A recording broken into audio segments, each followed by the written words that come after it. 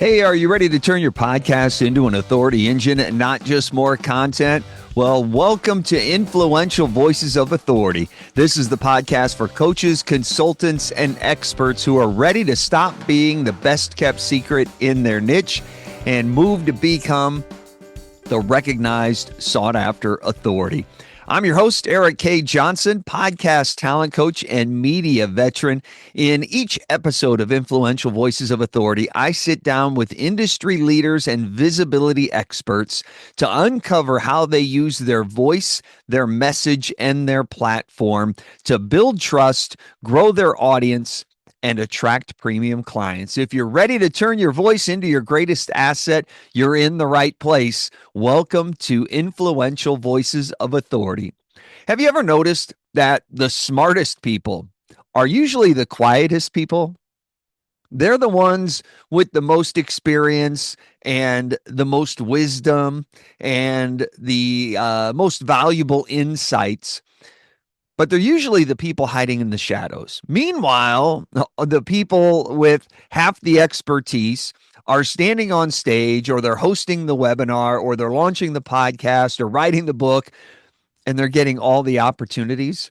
Why is that? You know that you know more than they do.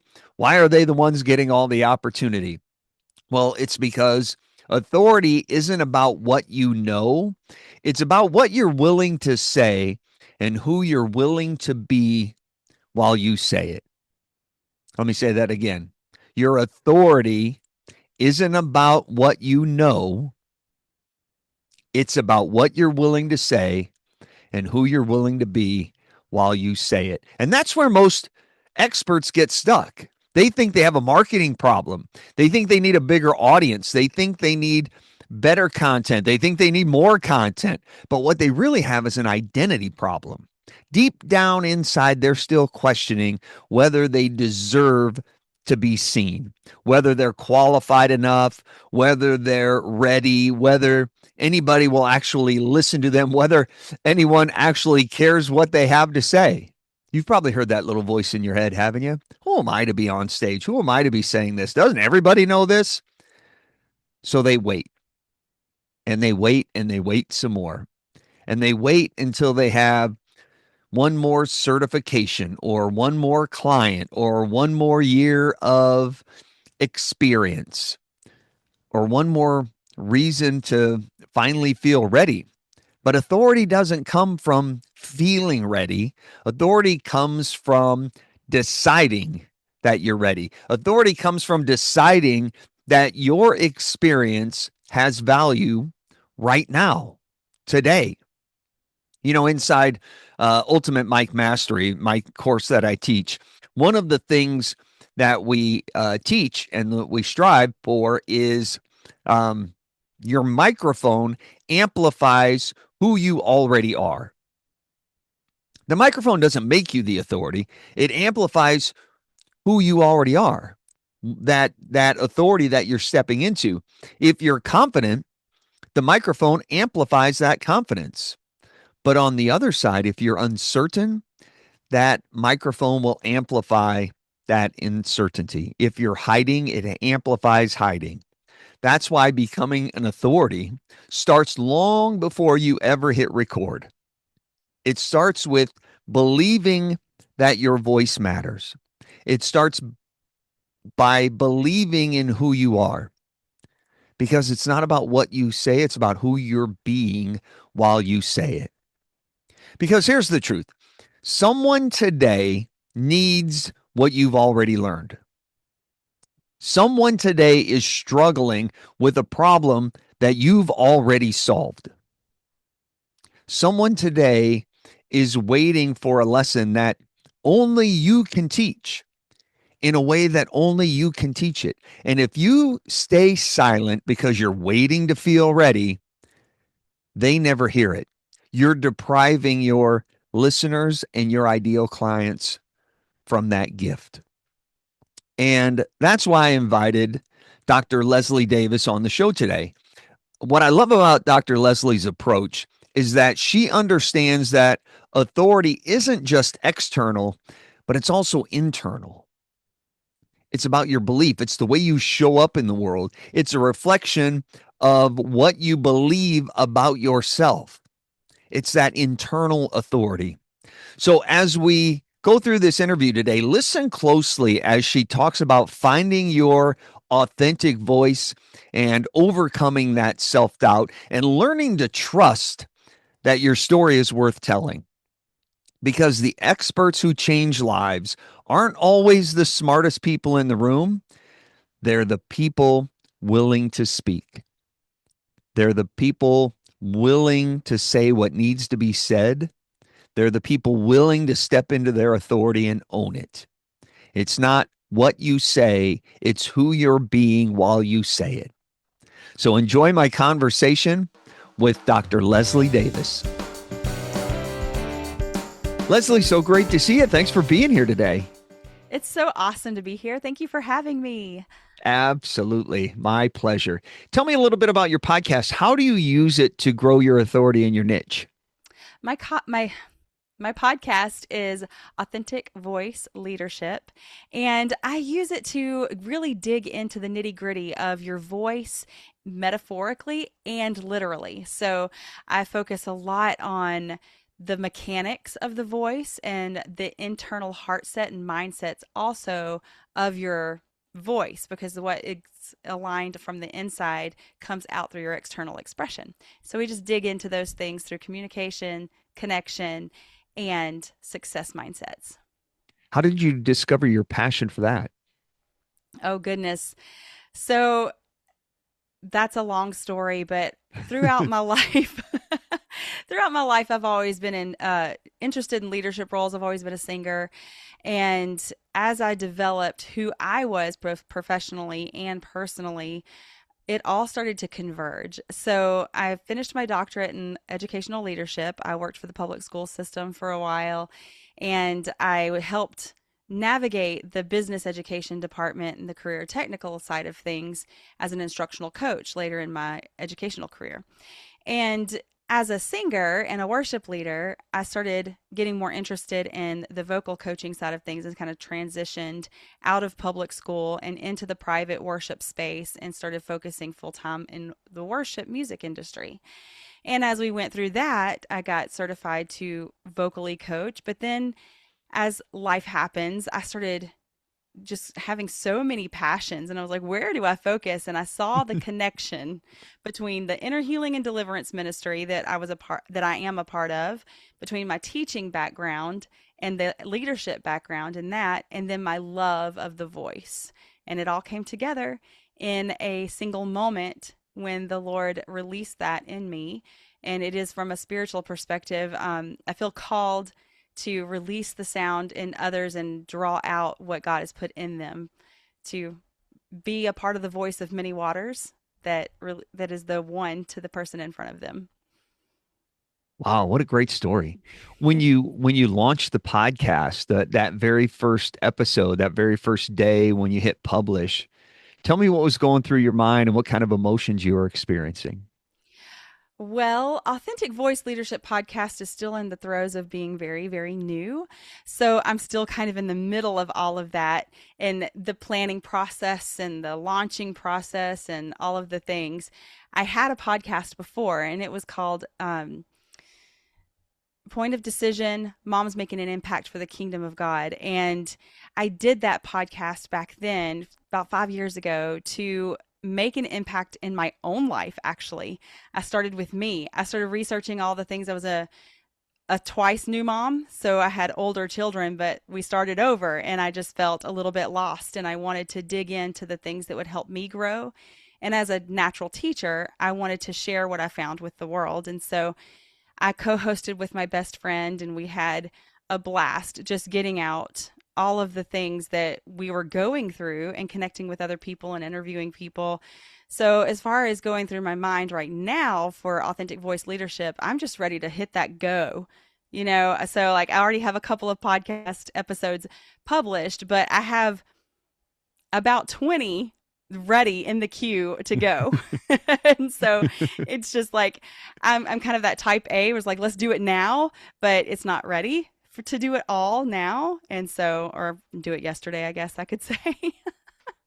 when you were doing the original one with your co-host, Hmm. was building your authority with a co-host different experience for you than it is doing the show today? Yes, it's very different. It was really wonderful having a co-host and the ideas that we got to bounce back and forth. But the benefit of having my own show, I get to really dig into the things that are really passionate for me. And I get to make a lot of great connections with people that are in line with what I teach already to bring in more voices for people to learn from. I believe, I believe that we learn from many voices and we can't be the expert in everything.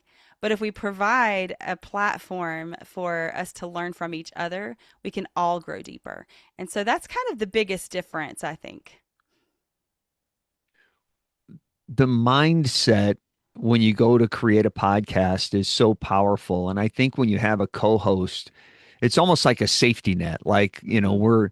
we're brothers in arms walking into this thing unknown, but at least we have each other. And Yes. when you're doing it solo, you're kind of flying without a net. Like it's all on you to make that happen. And what we believe and what we think and how we feel about ourselves really affects how we show up on any microphone, whether it's on a podcast or on stage or on a virtual event. And it affects how we speak and how we present ourselves and what matters. Tell me why that happens and why what we believe in ourselves affects us so much. Yes, I think that safety net is so true. My experience was a little bit different because my co-host was going through some things, so I found myself flying solo unexpectedly several times. But I feel a little bit more grounded being able to count on myself at this time. So I guess it just depends on the way that you structure yourself.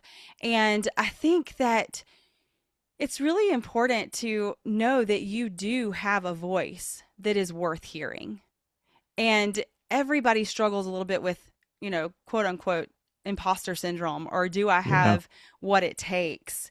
And, when it comes down to the end of the day, you have a story to tell, and your story is worth telling no matter what you feel about it. And so sometimes we have to just look at ourselves in the face and say, you can do this. Just like we would cheerleader somebody else, we cheerleader ourselves. And the best thing I think about podcasting versus like putting yourself out on social media is you don't have the competition and the striving factor of being in the light on social media looking for all the likes. Instead, you get to focus on your craft.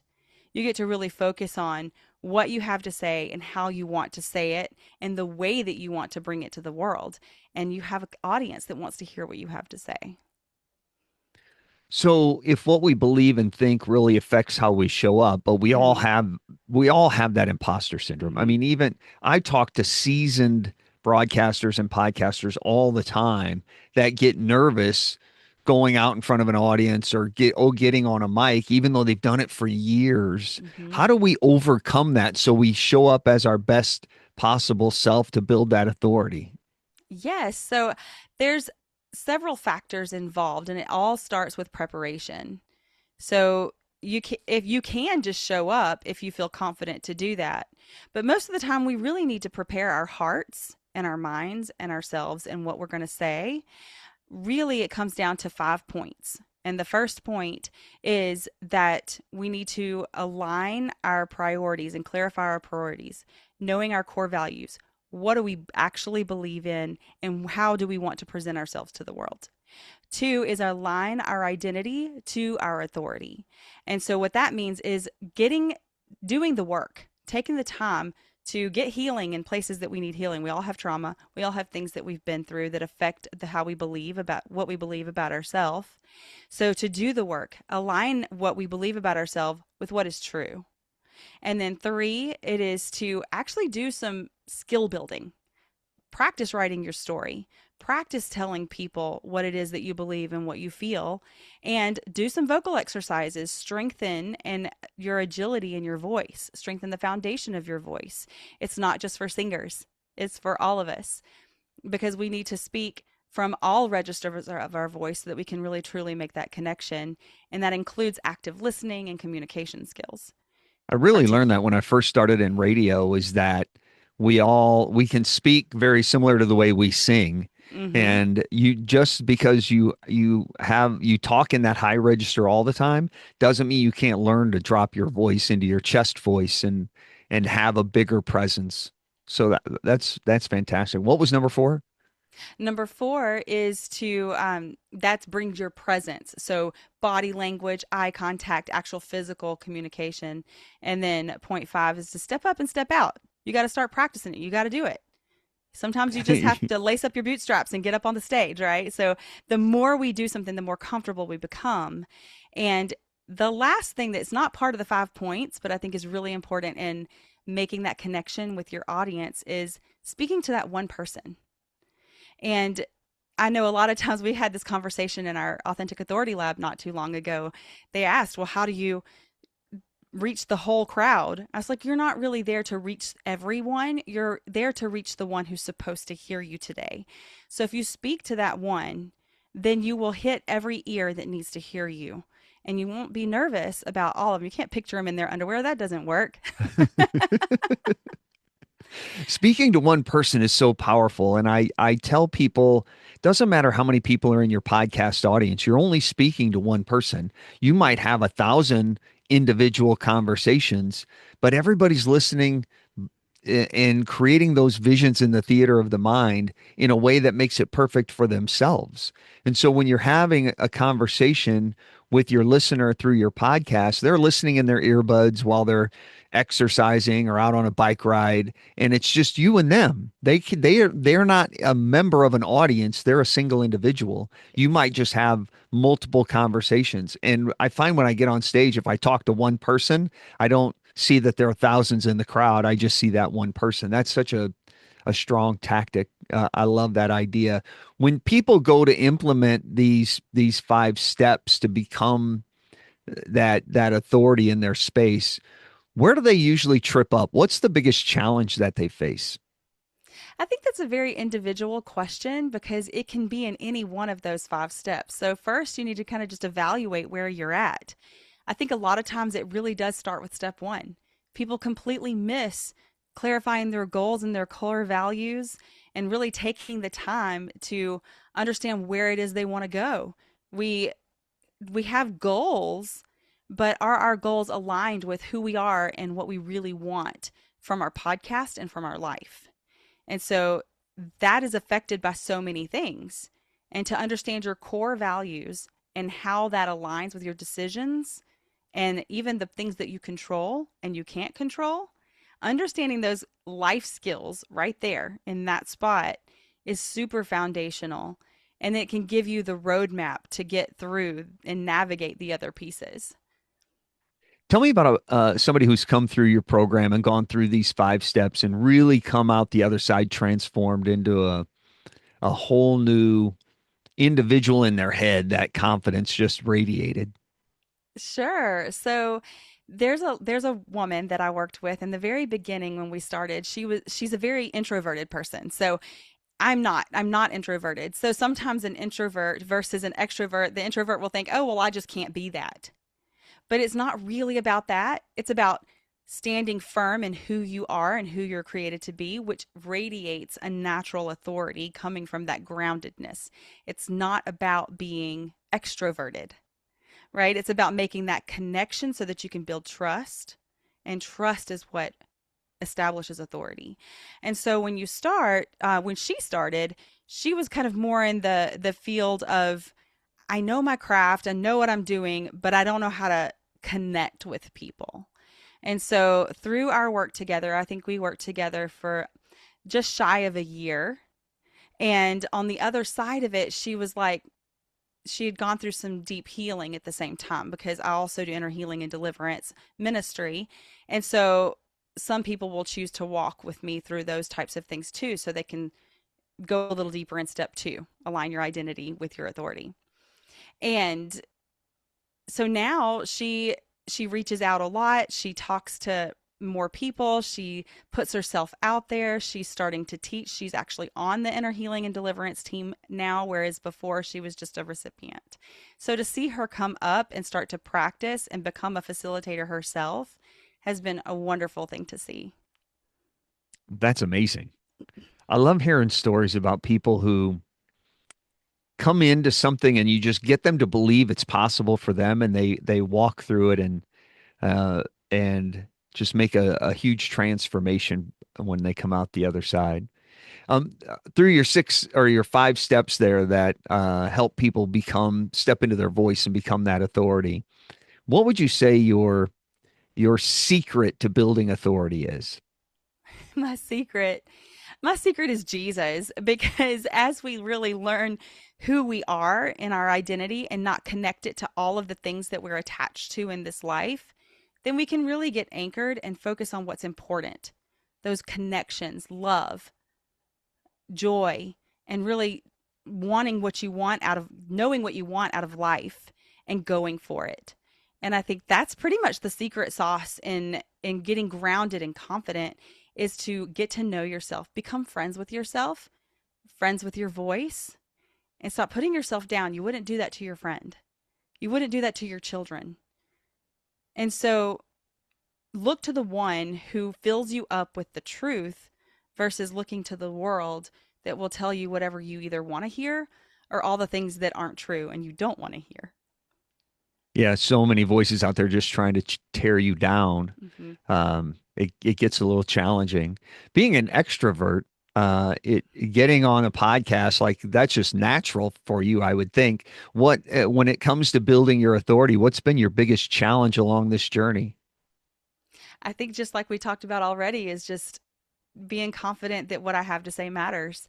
And sometimes I get overwhelmed. And then so just making sure that I'm doing the things it takes to keep myself grounded in my life, not balanced as in everything is equal, but as balanced as in I'm giving my attention where it needs to be right now. And that can be really challenging for me because I give a lot of output and I can tend to not rest when I need to be resting. And that affects your voice. If I'm tired, my voice is not going to come out as confident and strong. I'll be tired. All of the things that come along with being overwhelmed and tired comes through your voice. Your tone and your resonance really starts with that foundational piece of just being okay today. And so that's probably actually my biggest struggle, and something that I work with most people with, because we reflect, we draw in what we are, right? So I work with a lot of people that deal with that as well.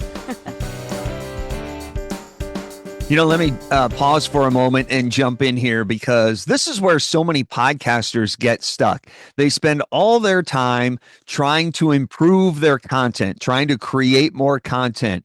You don't need more content. The real issue is competence. You're trying to fix a marketing problem with tactics when the real challenge is your authority. It's you. It's who you're being. If you don't believe your voice matters, your audience won't believe it either. And that's why every podcast that I review eventually comes back to the same question. Are you showing up as the authority that you've earned the right to become? Are you fully present as that authority? If you'd like me to help you answer that question, I'd love to offer you my help through my podcast authority audit. It's a deep dive into your show, into your positioning, your messaging, and how effectively you're using your podcast to grow your authority, to build your authority, and to attract your ideal clients. That's what the podcast authority audit is all about. I show you exactly where you're winning and where you're losing opportunities, and the specific changes that you can make that can help you become the obvious choice in your niche.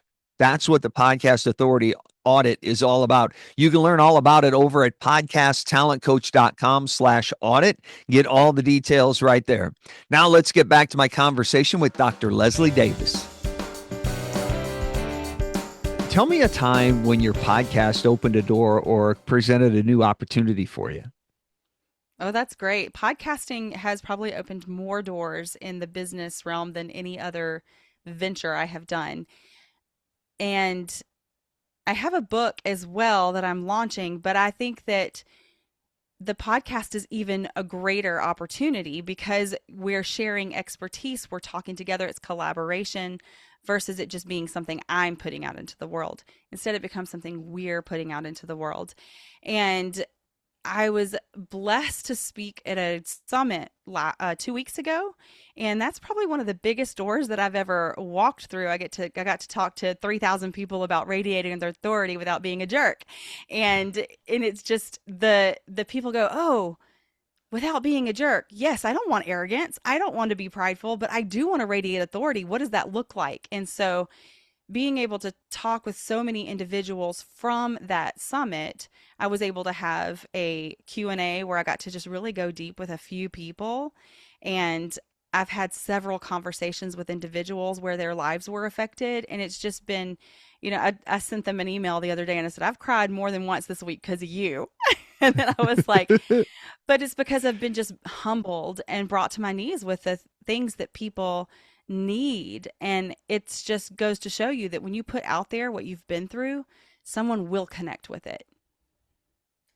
That's such great perspective because we create our podcast and we touch so many lives, and being able to do what we do and just have an effect on people puts us in such a powerful space. Tell me about the first time that you realized people were actually listening to your podcast.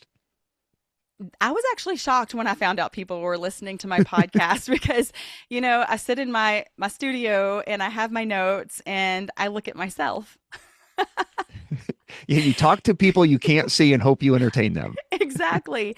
And I just when I realized that people are listening, and I even had building an email list and getting my stuff out there and talking to people. I'm like, is anybody even responding or listening? And so when people started responding, I was just I was like, okay, something's moving here. There's something moving here. This is important. And it helps me not to give up. It helps me not to be so focused on myself. Do you remember the first time that somebody reached out to you and said, "Hey, I'm listening," or somebody mentioned to you in conversation something you said on the podcast and you were like, "Wait a minute, you're listening?" Yes, actually. Um, the thing that's loudest in my head may not have been the first time, but the thing that's loudest in my head is someone responded to me and said, I've just watched your podcast. I've found you on YouTube and I listened to your worship song and I listened to this part of your blog. And she said, and I almost gave up on myself, but I didn't know that I could be healed like this, is what she said. And when I Wow. saw that, my eyes just like, I just said, oh my goodness, my story and the things that I've been through affected her to where she's like, I can go on one more day. And her to say, I just didn't know I could be healed like this. It was my story and it was the song that the Lord put in me that we put out on YouTube, and coupled with the story behind the song, which is one of the things that I talk about on my podcast is tending the inner garden. And it was a very specific story that I had a song come out of.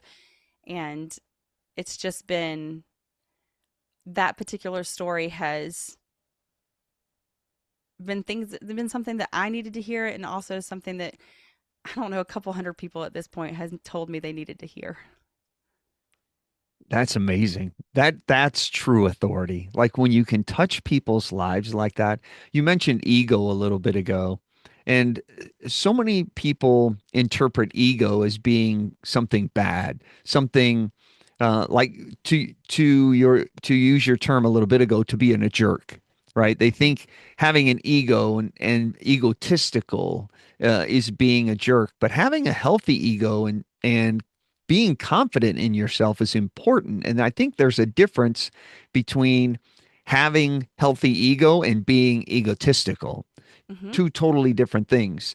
How does ego play into building your authority and building that platform that you teach?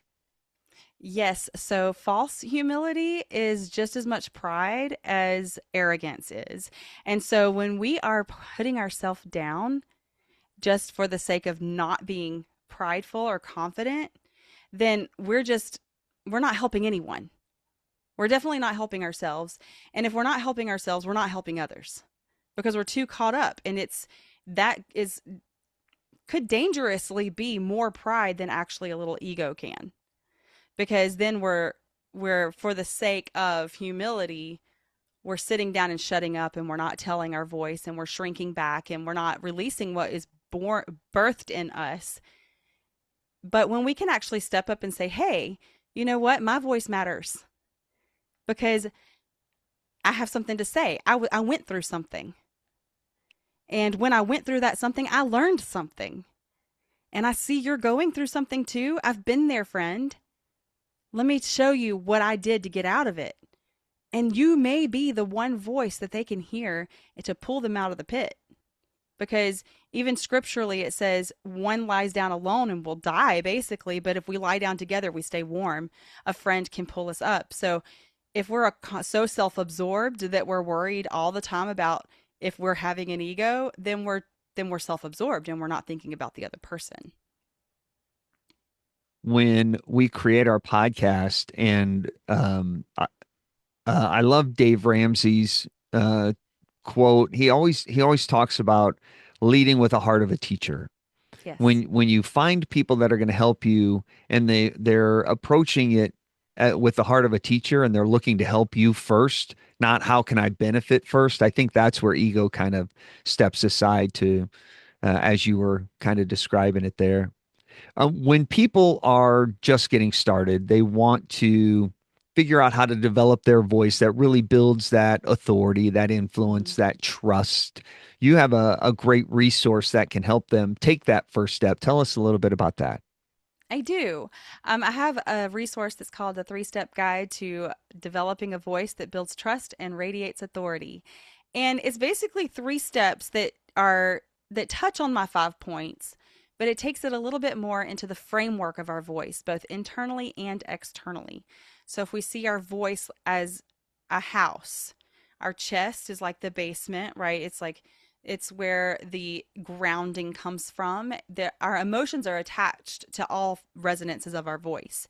And so when we take it a little lower and we get a little more serious, that's the mom voice or the dad voice, right? Hey, get down, right?